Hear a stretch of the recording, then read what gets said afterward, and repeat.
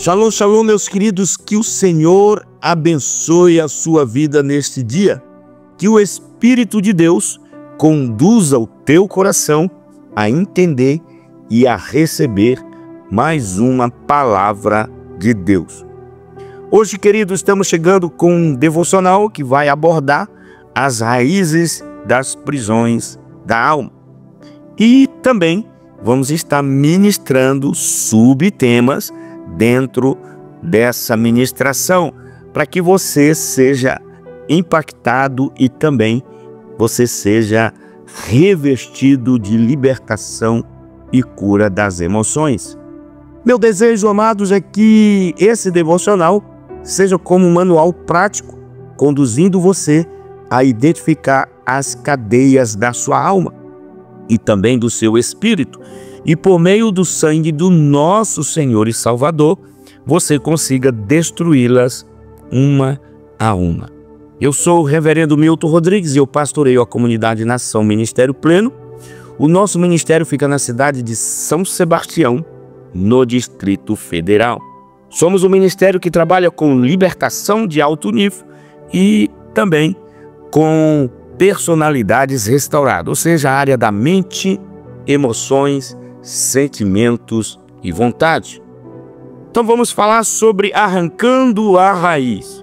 Quando uma criança começa a apresentar sintomas, como uma febre aparentemente sem causa, os pais logo percebem e imediatamente correm para o médico. O mesmo irá receitar um medicamento para que a febre seja controlada e solicitará uma observação em torno de 72 horas. Caso não haja melhora, então é feito diversos exames profundos em busca da origem do problema, que pode ser desde o nascimento de um dente até uma pneumonia. Então, amados, da mesma forma ocorre no mundo espiritual. Por exemplo, uma mulher chega até você ou até mim com a queixa de que em determinados dias do mês ela está abatida por uma imensa tristeza. Jamais eu posso declarar inicialmente que essa moça está com demônios oprimindo-a, quando na verdade o motivo é uma TPM ou início da menopausa. Olha o que diz 1 Coríntios capítulo 2, versículo 14. Ora, o homem natural não compreende as coisas do Espírito, porque lhe parece loucura e não pode entendê-las, porque elas se discernem espiritualmente. De repente, amados, o seu corpo está com insuficiência de serotonina, hormônio responsável por regular o humor, o sono, o apetite, o ritmo cardíaco, a temperatura corporal, a sensibilidade, a dor, movimentos e as funções intelectuais no cérebro. Encontrando-se em baixa concentração, esse neurotransmissor pode resultar em mau humor, dificuldade para dormir e vontade de comer constantemente, por exemplo. Uma das formas de aumentar o nível de serotonina na corrente sanguínea é consumindo alimentos ricos em triptofano e praticando exercícios físicos regularmente. Vamos então observar os sinais apresentados pela falta de serotonina: mau humor no período matutino, sonolência durante o dia, inibição do desejo sexual, vontade excessiva de comer doces, desejo de comer toda hora, dificuldade no aprendizado, distúrbios de memória e de concentração, irritabilidade. Pode-se facilmente acrescentar cansaço e falta de paciência como indicadores desse problema que atinge essa pessoa.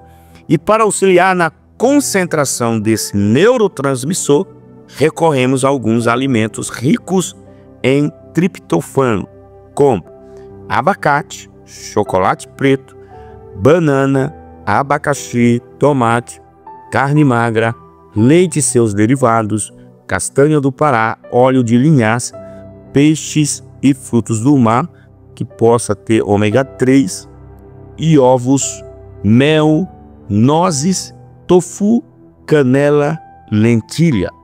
Porém, amados, é possível que outra mulher esteja com a mesma queixa da primeira, ou seja, profunda tristeza em determinados dias, e fazermos uma avaliação e ela não está na TPM. Não se encontra na menopausa e sua taxa de serotonina está adequada, contudo, permanece entristecida. Nesse caso, ao fazermos um estudo minucioso sobre os dias em que isso acontece, descobrimos que o pai dela adoeceu e veio a óbito exatamente neste mesmo período. Por conseguinte, iniciamos um tratamento para sarar sua alma dessa ferida dolorosa. O natural discerne-se naturalmente, o espiritual discerne-se espiritualmente. Precisamos, amados, sempre ir direto à raiz, na origem ou na base do problema. Oséias capítulo 4, versículo 6 está escrito: o meu povo foi destruído porque lhe faltou conhecimento, porque tu rejeitastes o conhecimento, também eu te rejeitarei, para que não sejas sacerdote diante de mim, e visto que te esqueceste da lei do teu Deus, também eu me esquecerei dos teus filhos. Agora, queridos, o que é salvação? A palavra salvação vem do termo grego sotéria, que traz a ideia de cura, remédio, resgate, libertação de um estado indesejável, e para nós cristãos é o processo mais valioso que há, no qual aceitamos e reconhecemos Jesus como nosso único e suficiente Salvador. Efésios capítulo 2, versículo 8 ao 9 está escrito: porque pela graça sois salvos, por meio da fé, e isto não vem de vós, é dom de Deus. Já em Lucas capítulo 19, versículo 10, também está escrito: porque o Filho do Homem veio buscar e salvar o que se havia perdido. E também, amados, nós precisamos ter um entendimento, ou seja, antes de entendermos o que é libertação, gostaria que compreendesse 3 fundamentos básicos desse processo. Primeiro, o que é um princípio. Vamos entender então o que é um princípio. Princípio em latim significa o início ou essência de algum fenômeno. Segundo, princípios espirituais. Amados, vivemos na realidade de 2 mundos, um físico e outro espiritual. O mundo físico é a existência humana e o segundo, a vida terrena. Os 2 são regidos por princípios, um por leis e regras estabelecidas pelo homem e outro pelo próprio Deus. Como, por exemplo, a lei de Deus: honra a teu pai e a tua mãe, para que se prolonguem os teus dias na terra que o Senhor teu Deus te dá. E na lei de Deus, esse mandamento é uma promessa, um princípio que nos garante uma vida prolongada na terra. Outro exemplo é a lei dos homens. Vamos então ver o artigo 155, que diz: subtrair para si ou para outro coisa alheia móvel. Pena. Qual seria a pena? Reclusão de 1 a 4 anos e multa. No artigo 155 do decreto de lei de número 2.848, de dezembro de 1940.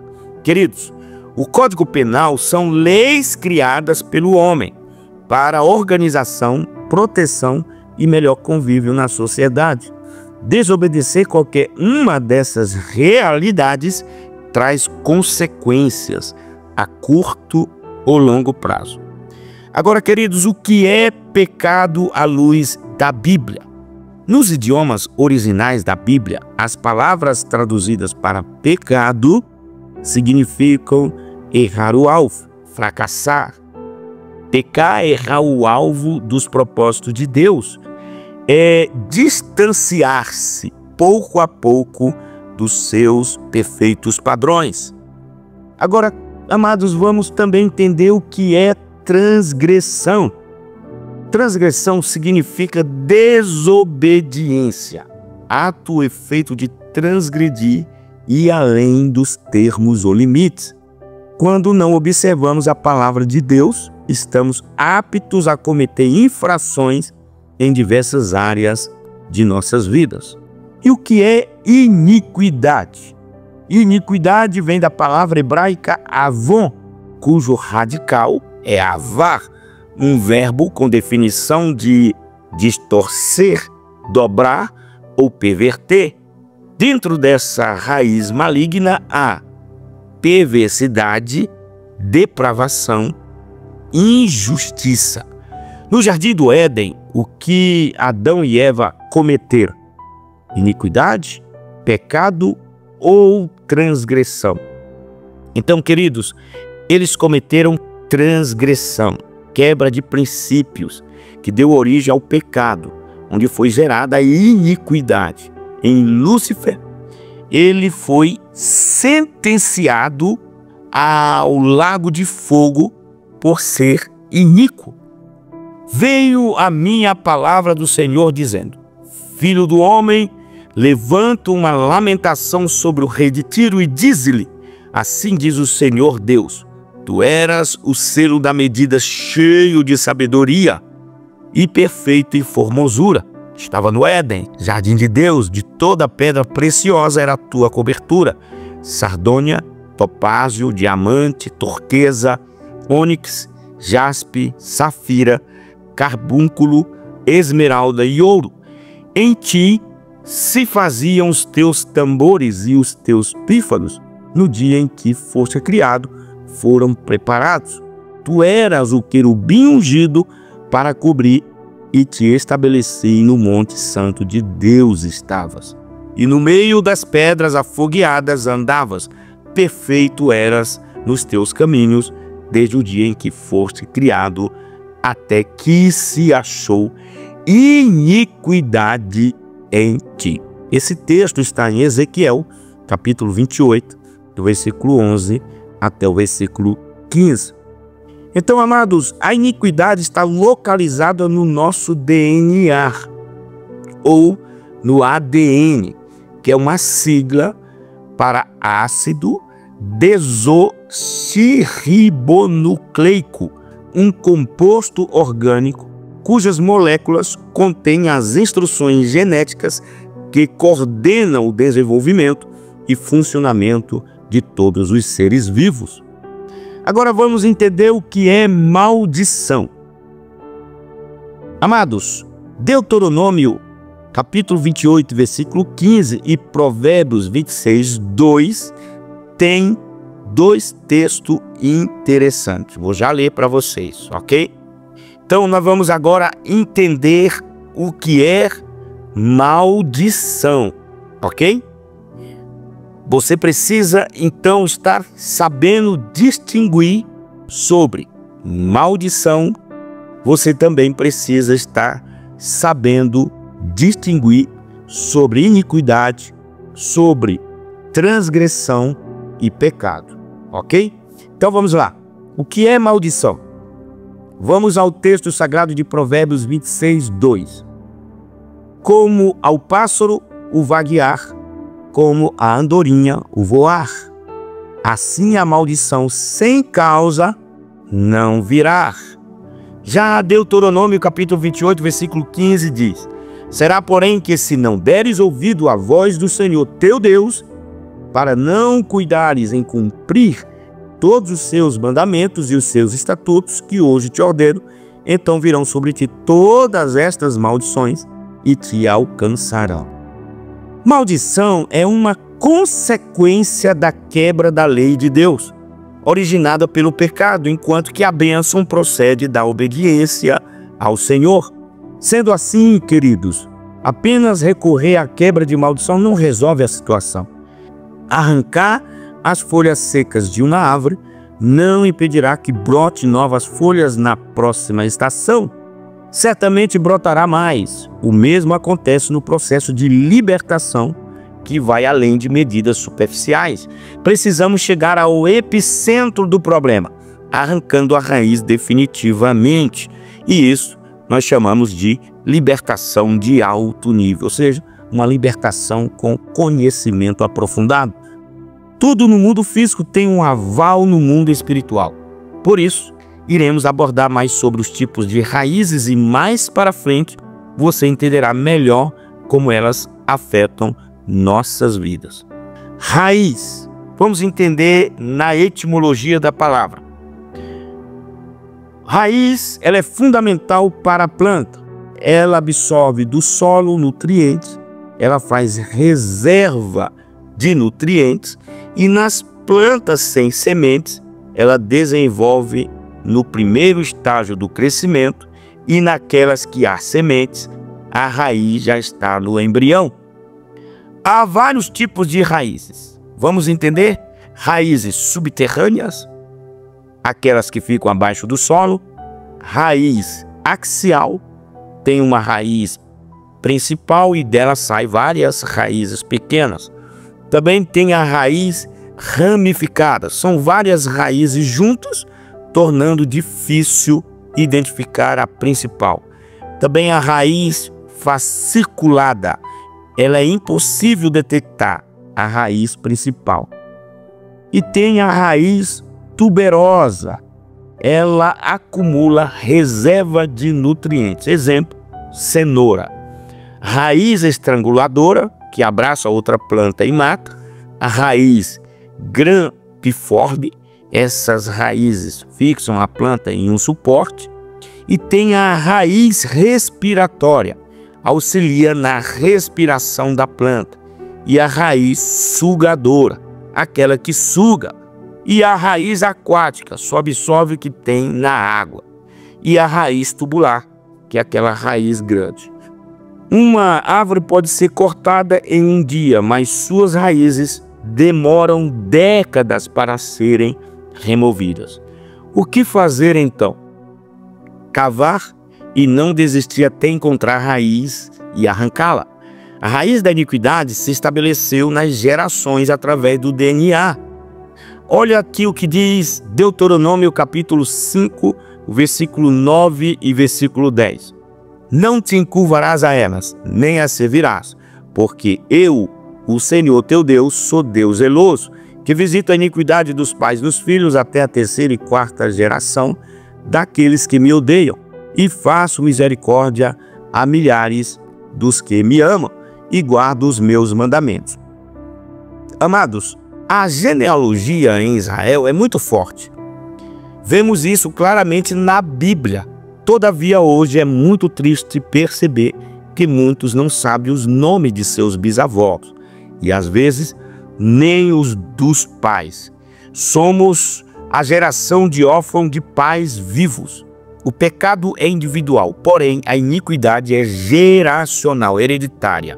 Herdamos as características físicas de nossos geradores, inclusive as espirituais. Não se engane. Pessoal, para que possamos entender sobre as prisões da alma, vamos imaginar uma planta, ok? Uma árvore. A árvore, ela contém as suas raízes. De lá vem o DNA, ok? Depois dessas raízes vem o tronco, onde passa a transgressão das raízes para os galhos. Daí vem as folhas. Folhas quer dizer o pecado. E os frutos desta árvore é os frutos de maldição ou de bênção, que é a colheita, ok? Nessas raízes nós temos o DNA, ok? Vamos entender aqui sobre o DNA que provém dessas raízes, pode chegar até nós. Primeiro, perversidade. Segundo, depravação. Terceiro, injustiça, que é, na soma de tudo isso, raiz de iniquidade geracional, ok? Então precisamos estar atentos. Então o Espírito Santo está nos levando a construir, fortalecer uma base, e para isso precisamos colocar novos fundamentos plantar outras sementes e obter uma colheita totalmente diferente. Durante este devocional, o Espírito Santo trará a revelação de quais raízes precisam ser arrancadas e de qual cativeiro você sairá no nome de Jesus. Não se assuste se o Espírito Santo fizer você lembrar de pessoas, situações que tu já havias esquecido. As lembranças virão para trazer o processo de cura e libertação que você precisa. Até agora, nós entendemos o que são raízes. Agora, amados, entraremos em um novo nível, que é o cativeiro, ok? Para isso, eu gostaria de ler um texto em Jeremias, capítulo 25, do versículo 8 até o versículo 11. Olha o que diz esse texto. Portanto, assim diz o Senhor dos Exércitos: visto que vocês não ouviram as minhas palavras, convocarei todos os povos do norte e o meu servo Nabucodonosor, rei da Babilônia, declara o Senhor, e os trarei para atacar esta terra, os seus habitantes e todas as nações ao redor. Eu os destruirei completamente e os farei um objeto de pavor e de zombaria e uma ruína permanente. Darei fim às vozes de júbilo e de alegria, às vozes do noivo e da noiva, ao som do moinho e à luz das candeias. Toda esta terra se tornará numa ruína desolada, e essas nações estarão sujeitas ao rei da Babilônia durante 70 anos. Tudo começou, amados, com a desobediência de Israel, quando praticaram uma terrível iniquidade, idolatria, abrindo caminho assim para a transgressão e o pecado. A partir daí, começaram a colher o fruto da maldição. O rei de Israel, no entanto, não foi levado fisicamente para o cativeiro, entretanto, permaneceu no trono como vassalo do domínio da Assíria, cujo o interesse era as finanças de Israel. Essa prisão também prosseguiu com o novo rei, que servia ao reinado da Assíria, com presentes, ou seja, tributos, ouro e prata.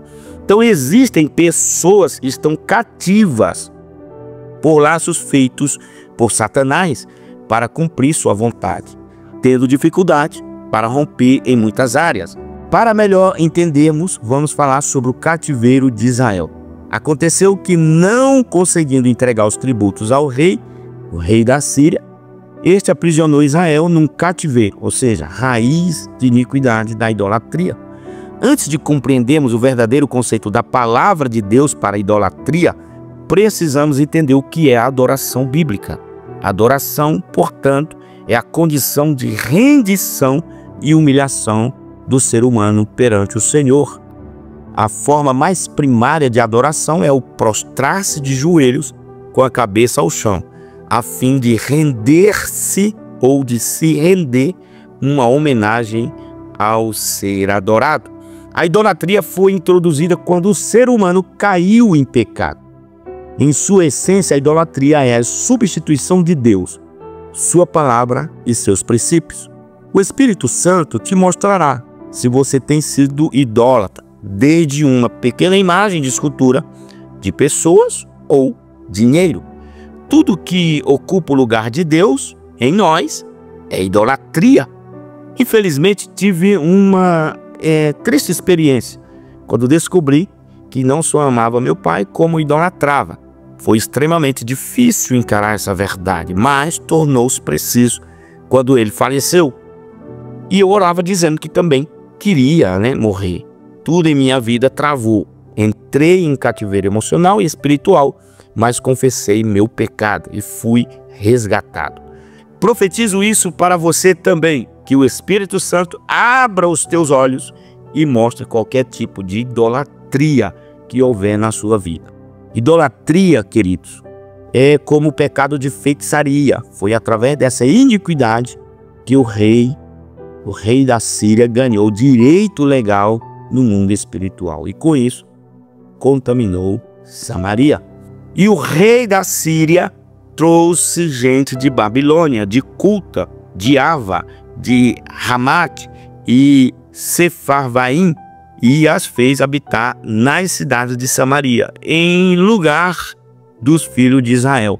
e eles tomaram a Samaria em herança e habitaram nas suas cidades, como está em 2 Reis, capítulo 17, versículo 24. Então, queridos, o rei da Assíria trouxe gente de 5 lugares diferentes. Alguns estudiosos afirmam que esses são os 5 maridos da mulher samaritana. Quem esse rei representa? Satanás. Os povos que contaminaram Israel, Samaria, foram Babilônia, que adorava a deusa Sucote-Benote, que atuavam na perversão sexual, na religiosidade, e a rainha dos céus, Lilith.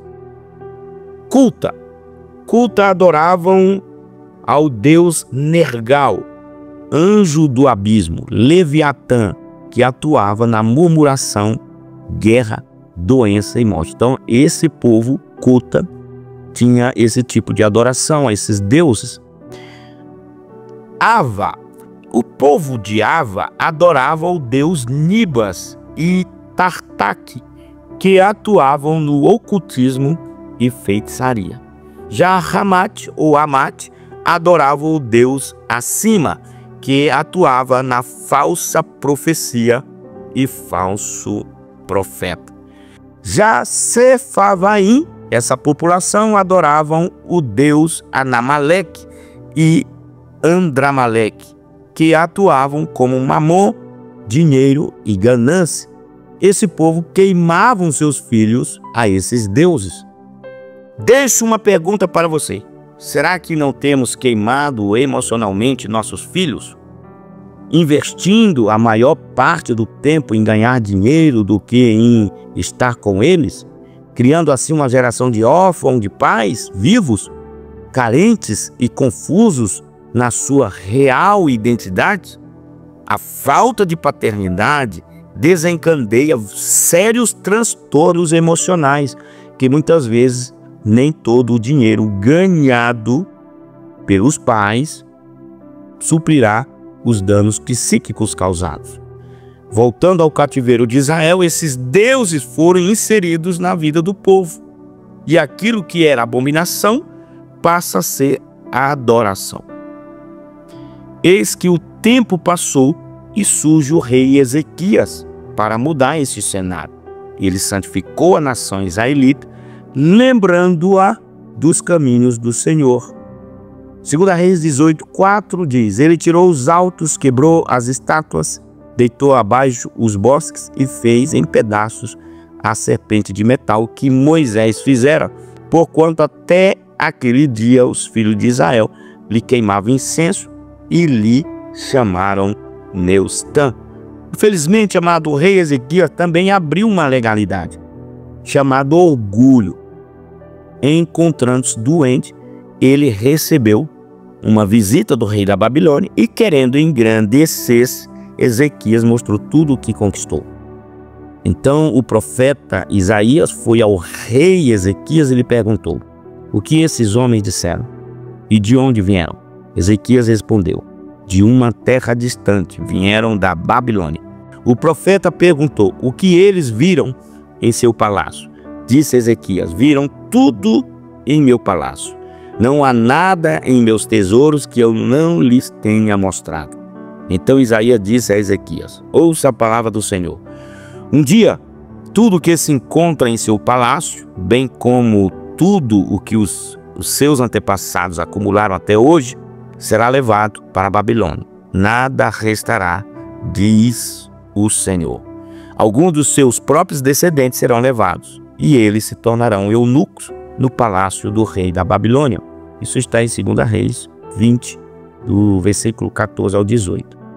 Então, queridos, o inimigo apenas aguardou o momento certo para agir contra Jerusalém. Lembrando que o rei da Babilônia representa a perversão sexual, idolatria e a deusa Estar. E chegou o terrível momento onde o povo de Israel foi derrotado e deportado para a Babilônia. Entra aqui a primeira leva dos cativeiros, os príncipes, o símbolo de autoridade. Daniel e seus companheiros foram nessa leva. Ficou o rei de Judá, Joaquim, o Egito seduziu o rei Joaquim a investir contra a Babilônia. Mas, como é possível investir contra o cativeiro da Babilônia se estamos aliançados com o Egito?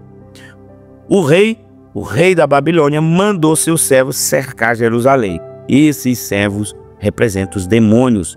E em seguida vem o próprio rei, símbolo de Satanás. O rei, vamos então falar sobre o rei.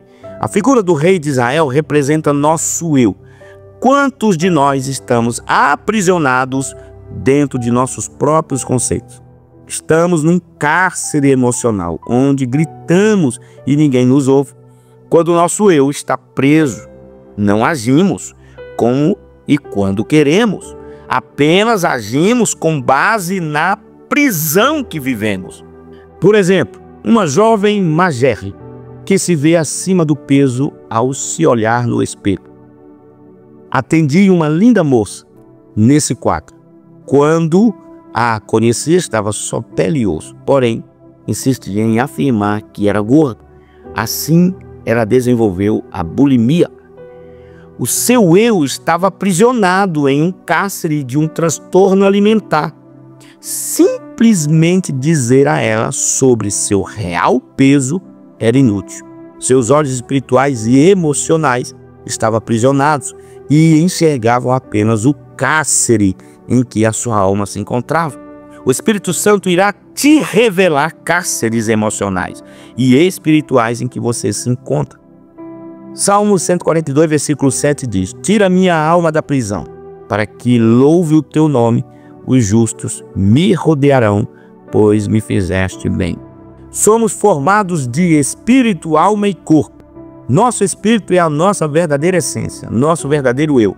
Temos uma alma, nela estão os nossos sentimentos, desejos, vontades e pensamentos. Já nosso corpo físico é a forma na qual expressamos nossa alma. Assim podemos tocar em tudo que é matéria. Quando o espírito e a alma estão aprisionados emocionalmente e espiritualmente, manifestamos as reações do corpo. Durante anos, vivi aprisionado no cárcere da sexualidade. Minha alma estava refém e manifestava isso, e eu não falava, ok? O rei da Babilônia encontrou uma brecha na minha genealogia, no meu DNA, onde muitos de meus familiares também viveram e vivem, muitos deles com essa dificuldade. Meu destino era viver dentro de uma sala, na qual não poderia atender sequer um telefonema. Dá para imaginar? Dentro desse cárcere, minha vida seria um fracasso. Consegue imaginar alguém trabalhando no reino de Deus, ministrando a palavra com tal problema? Agora tente imaginar um palestrante ministrando por 2 horas. Agora vamos aqui entender o seguinte. Vamos supor um exemplo também claro. Alguém que sofre de gagueira. O que é que ele quer fazer? Se isolar, ok? Ele nunca vai querer ficar falando em público, ok, queridos? Então isso é um cárcere, ok? Talvez você pergunte qual foi o remédio, o antídoto que me ajudou e quais estratégias foram usadas. Então, o nome dele é Jesus Cristo, desse remédio, tá? Ele me mostrou que era necessário renovar a minha mente e assim o fiz. Decidi sair das grades, essas grades que me prendiam, e lutar para melhorar dia após dia. Não estou dizendo que ninguém deva procurar ajuda de um profissional da medicina. Se for necessário, recorra a ele. Todavia, não esqueça que o maior libertador é Jesus e para ele transformar sua vida é preciso decisão e fé.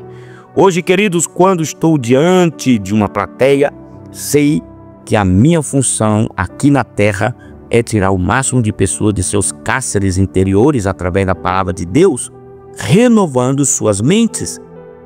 Como diz Romanos capítulo 12, versículo 2, e não sedes conformados com este mundo, mas transformai-vos pela renovação do vosso entendimento, para que experimenteis qual seja a boa, agradável e perfeita vontade de Deus.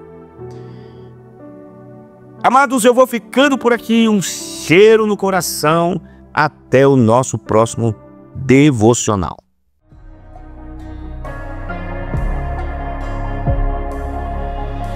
Em toda a história nunca se viu alguém como o meu Senhor. Verbo que se fez carne, entre nós viveu, por amor a sua glória deixou.